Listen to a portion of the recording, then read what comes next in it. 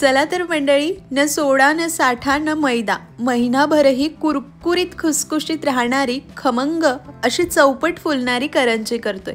दिवाळीत काही पदार्थांना विशेष महत्त्व असतं। करंजी प्रत्येक घरात केलीच जाते। आज आपण अशीच्या अशी कुरकुरीत खुसखुशीत राहणारी चवदार करंजी करतोय। सारण असं करतोय की फ्रीज शिवाय महिनाभर सुद्धा छान टिकेल। चला करूया।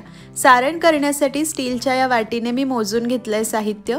2 वाटी किसलेलं सुकं खोबरं, 1 वाटी अगदी बारीक चिरोटी रवा, आवडीनुसार सुक्या मेव्याचे काप, अर्धा चमचा वेलची पूड, 1 चमचा खसखस आणि 1 चमचा चारोळी। नको असल्यास स्किप करू शकतात, आवडत असल्यास बेदाणेही घालू शकतात।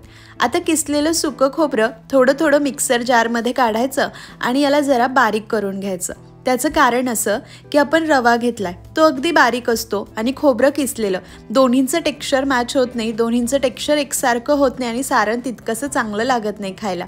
म्हणून हे जरा पल्स मोडवर बारीक करू, म्हणजे रवा आणि खोबरं एकसारखं होईल, सारण मस्त तयार होतं। छान खोबरं बारीक करून घेतलं। आता सारण आपलं मस्त फ्रीज शिवाय टिकावं, खवट होऊ नये म्हणून आपल्याला साहित्य व्यवस्थित भाजायचं। एका जाड तळाच्या कढईत, कढई जास्त गरम नसतानाच खसखस घालायची। खसखस घालून मंद आचेवर हलक्या तांबूस रंगावर भाजून घ्यायची। कढई खूप गरम असताना खसखस घातली की व्यवस्थित भाजली जात नाही। चला, खसखस छान भाजून घेतली। एका स्वच्छ कोरड्या भांड्यात काढायचं, बाकीचे भाजलेले साहित्यही त्यातच काढू। 2 ते 3 चमचे चिरून घेतलेला सुका मेवा आणि चारोळी घातली। अगदी पाव चमचाभर तूप घालायचं। यांना सुद्धा मंद आचेवर हलक्या तांबूस रंगावर भाजून घ्यायचे। सुका मेवा असा छान परतून घेतला की मॉइश्चर वगैरे निघून जातं। सुका मेवा खवट वगैरे खराब होत नाही। आपलं सारण फ्रीज शिवाय महिनाभर सुद्धा छान टिकतं। तुम्ही दिवाळीच्या 8 दिवस आधी सारण करून ठेवा, आयत्या वेळेवर तुम्ही करंजी करू शकतात। फक्त तुमच्या इथे वातावरण खराब असत असेल, दमट असेल तर मग तुम्हाला हे सारण फ्रीजमध्ये ठेवावं लागेल, जास्त दिवस टिकवायचं असेल तर। सुका मेवाही परतून घेतला, ते काढून घेतला। आता यामध्ये हे बारीक करून घेतलेलं खोबरं घालायचं। तूप वगैरे काहीच घालायचं नाही। मंद आचेवर खोबरं तांबूस रंगावर छान असं परतून घ्यायचं। हलक्या सोनेरी तांबूस रंगावर परतायचं। खोबरं घेताना फ्रेश असं छान खोबरं घ्यायचं, जरासुद्धा बुरशी वगैरे लागलेलं घ्यायचं नाही। खोबरं छान भाजलं की सारण अजिबात खवट होत नाही। खोबरं आपण बारीक केलं होतं त्यामुळे लगेच छान भाजलं जातं। हलका सोनेरी रंग आलाय, याला सुद्धा काढून घेऊ, जास्त डार्क करायचं नाही। आता इथेच कढईमध्ये 1 लहान चमचा साजूक तूप घालायचं। त्यामध्ये हा 1 वाटी बारीक रवा घालायचा। रवा बारीकच घ्यायचा, जाड रवा वापरायचा नाही। मंद आचेवर सतत मिक्स करत हलक्या तांबूस रंगावर येईपर्यंत रवा भाजायचा। रवा असा मंद आचेवरती भाजला ना की आतपर्यंत मस्त भाजला जातो, छान फुलतो आणि मग कच्चा लागत नाही, करकर लागत नाही। सारण चवीला खूप मस्त लागतं। या आधी सुद्धा दिवाळीच्या बऱ्याचशा रेसिपी मी दाखवल्या, पाहिल्या नसेल तर ही रेसिपी पाहिल्यावर नक्की पहा, डिस्क्रिप्शन मध्ये लिंक आहे। अगदी प्रमाणबद्ध मस्त रेसिपी दाखवलेल्या आहे। चॅनलवर नवीन असेल तर सबस्क्राइब करा, लाईक करा, रेसिपी सेव्ह करून ठेवा आणि यंदा दिवाळीत बनवा। नातेवाईक मित्रमंडळींना लिंक शेअर करा। तर मंडळी, तुमच्यासोबत बोलता बोलता रवा छान भाजला गेला, मस्त फुललेला आहे, हलका तांबूस रंग आलाय। हा भाजलेला रवा सुद्धा बाकीच्या भाजलेल्या साहित्यामध्ये काढून घ्यायचा। हे सगळं मिसळून तासभर तरी व्यवस्थित गार करायचं। संपूर्ण गार करून घेते। तर मंडळी, हे साहित्य संपूर्ण गार झालं, हलकं सुद्धा कोमट नको। यामध्ये अर्धा टीस्पून वेलची पूड घालायची। या वाटीने बाकीचे साहित्य मोजले होते, त्याच वाटीने हलक्या हाताने दाबून भरलेली 1 वाटी पिठी साखर घालायची। परफेक्ट गोडी येते, खूप कमी नाही, खूप जास्त नाही। पिठी साखर घालून व्यवस्थित मिसळलं, सारण आपलं तयार झालं। आता पारीसाठी पीठ मळूया। सारख्याच वाटीने 1 वाटी अगदी बारीक असा रवा घेतलेला आहे। 1 वाटी रवा, त्यामध्ये 1 वाटी गहू पीठ घालायचं आणि चवीनुसार मीठ घालायचं। त्याचसोबत नाश्त्याच्या चमच्याने मोजून 1 चमचा पिठी साखर घालायची। पिठी साखरेने पारी चवदार लागते, तसेच आपली करंजी संपेपर्यंतही मस्त खुसखुशीत कुरकुरीत राहते। माझ्या सासूबाई नेहमी करंजीचं पीठ करताना त्यामध्ये चमचाभर पिठी साखर घालतात, ही त्यांचीच टीप आहे। आता यामध्ये मोहन घालायचंय। नाश्त्याच्या चमच्याने 2 चमचे साजूक तूप घेतलंय, कडकडीत गरम करायचं। आणि हे कडकडीत गरम तुपाचं मोहन रवा आणि गहू पिठावर घालायचं। सुरुवातीला गरम आहे म्हणून चमच्याने मिक्स करायचं, नंतर हाताने व्यवस्थित चोळून असं मोहन लावायचं। छान असं पीठ आणि रव्याच्या प्रत्येक कणाला मोहन लागायला हवं। मोहन व्यवस्थित लागलं की करंजी मस्त खुसखुशीत खमंग अशी आणि कुरकुरीत होते।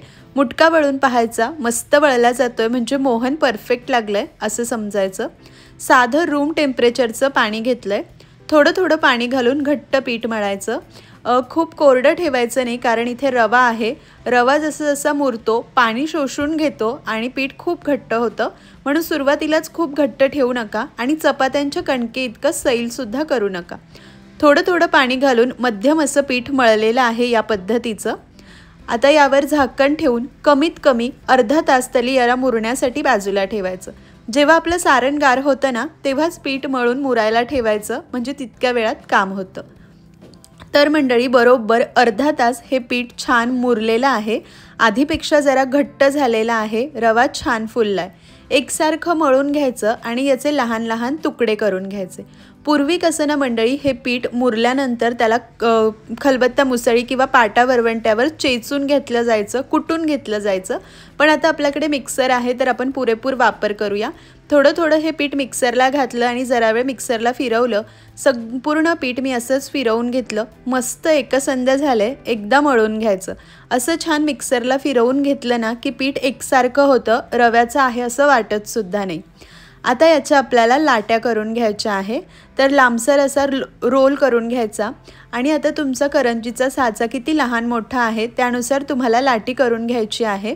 सगळ्या लाट्या एका वेळेस करून घेतल्या ना की पुढे करंजीच्या पाऱ्या करणं आणि करंजी करणं अगदी सोपं होऊन जातं आणि आपलं कामसुद्धा भरभर होतं। या पद्धतीने सगळ्या लाट्या केल्या। एका भांड्यामध्ये झाकून ठेवायच्या, अशाच उघड्या ठेवायच्या नाही, नाहीतर कोरड्या पडतात। आता एक लाटी घेतली, पातळ अशी पारी लाटून घ्यायची, जाड ठेवायची नाही आणि अगदीच कागदा इतकी पातळ नाही, पण छान जमेल तितकी पातळ पारी लाटायची। पीठ आपलं इतकं परफेक्ट आहे की सुका मैदा तेल वगैरे लावण्याची गरज नाहीये। तुम्हाला गरज वाटलं तर सुकं गहू पीठ थोडंसं लावा, जास्त लावू नका, नाहीतर तेल तळताना खराब होतं। पारी लाटली। सुरुवातीची पहिली करंजी करताना साच्यावर थोडंसं सुकं पीठ भुरभुरायचं, पारी ठेवायची। एका बाजूला छान सारण हलक्या हाताने दाबून भरायचं, 2 चमचे साधारण भरलं। काठाला पाण्याचं बोट लावायचं, काठावर सारण येऊ द्यायचं नाही, नाहीतर करंजी व्यवस्थित चिकटली जात नाही। साचा बंद करायचा, हलक्या हाताने दाब द्यायचा, एक्स्ट्रा पीठ काढून टाकायचं। मस्त अशी आपली करंजी तयार झाली। करून घेतली की कापडावर ठेवायची आणि वरतूनही कापड झाकायचं, म्हणजे करंज्या कोरड्या पडत नाही। जर अशाच उघड्या ठेवला तर त्या उरल्या जातात तळताना। आता एक 4-5 पाऱ्या मी एकत्र लाटून घेतल्या। आता करंज्या एकत्रच भरून घेते। 4-5 पाऱ्या एका वेळेस लाटून घेतल्या ना की पुढच्या करंज्या आपल्याला भरभर भरता येतात। भरताना हलक्या हाताने दाबून सारण भरायचं। खूप कमी भरलं तर करंजी अगदी खुळखुळ्यासारखी राहते आणि म्हणून हलक्या हाताने दाबून भरलं की गाभेदार करंजी तयार होते।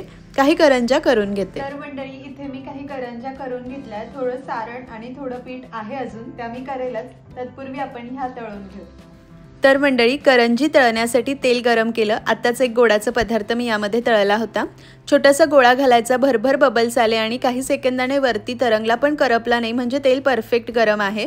खूप कमी गरम तेलात घालायच्या नाही, तेलकट होतात। धूर येईल इतक्या कडकडीत गरम तेलातही नको, वरतून लाल होतात मग खुसखुशीत राहत नाही। मध्यम गरम तेलात लो फ्लेमवर तळायच्या।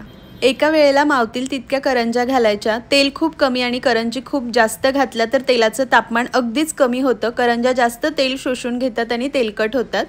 तेलाचं तापमान खूप कमी झालंय असं वाटलं तर तुम्ही गॅस थोडासा मध्यम सुद्धा करू शकतात। लो टू मीडियम फ्लेमवर तांबूस रंगावर येईपर्यंत तळायच्या। करंजी घालून मिनिटभरानंतर अशा उलटून घ्यायच्या आणि प्रत्येकी 1-1.5 मिनिटांमध्ये अशा उलटून पलटून छान तांबूस रंगावर तळायच्या। आपल्या गहू पिठाचा रंग आपल्या करंजीला येणार आहे। खूप पांढरट रंगावर काढायची नाही आणि खूप लालही करायची नाही। मस्त अशी करंजी तळून घेते, चौपट ही करंजी फुलली जाते। छान असा सुरेख हलका तांबूस रंग आलेला आहे। आता हा घाना मी काढून घेते। काढून घेतला की एखाद्या जाळीवर ठेवायचं, म्हणजे खालून वरून वाफ निघत राहते, पदार्थ मऊ पडत नाही। मस्त गार झाला की संपेपर्यंतही खुसखुशीत कुरकुरीत राहतो। पुढच्या सुद्धा करंज्या याच पद्धतीने तळून घेते। फक्त करंज्या करताना सांगितलेली टिप लक्षात ठेवा की झाकून ठेवायच्या, उघड्या ठेवायच्या नाही। मस्त अशा काही करंज्या मी तळून घेतल्या, बाकीच्या सुद्धा करून तळून गार झाल्यावर तुम्हाला दाखवते। तत्पूर्वी इथे पहा, आपण केलेली करंजी आणि तळलेली करंजी किती फरक आहे। चौपट ही करंजी फुललेली आहे, पुढे तुम्हाला आवाजही ऐकवते। तर मंडळी हे घ्या, मस्त अशा सगळ्या करंज्या तयार झाल्या, गार सुद्धा झाल्या। इतक्या प्रमाणात बरोबर 40 करंज्या झाल्या, सारणही संपलं आणि पीठही संपलं। मस्त अशी खमंग कुरकुरीत झाली आहे, आवाज तुम्ही ऐकताय। करून तासभर तरी झालेला आहे। गार झाल्या की हवाबंद डब्यात ठेवायच्या, संपेपर्यंतही अशाच कुरकुरीत राहतात, अजिबात तेलकट झालेल्या नाही, रंग सुरेख आलाय। यंदा दिवाळीत तुम्ही सुद्धा माझ्याच पद्धतीने मस्त अशा या करंज्या करून पहा। तुम्हाला आजची रेसिपी कशी वाटली मला कमेंट करून जरूर कळवा। रेसिपी थोडी जरी आवडली असेल तर कृपया लाईक करा, चॅनलवर नवीन असाल तर सबस्क्राईब करा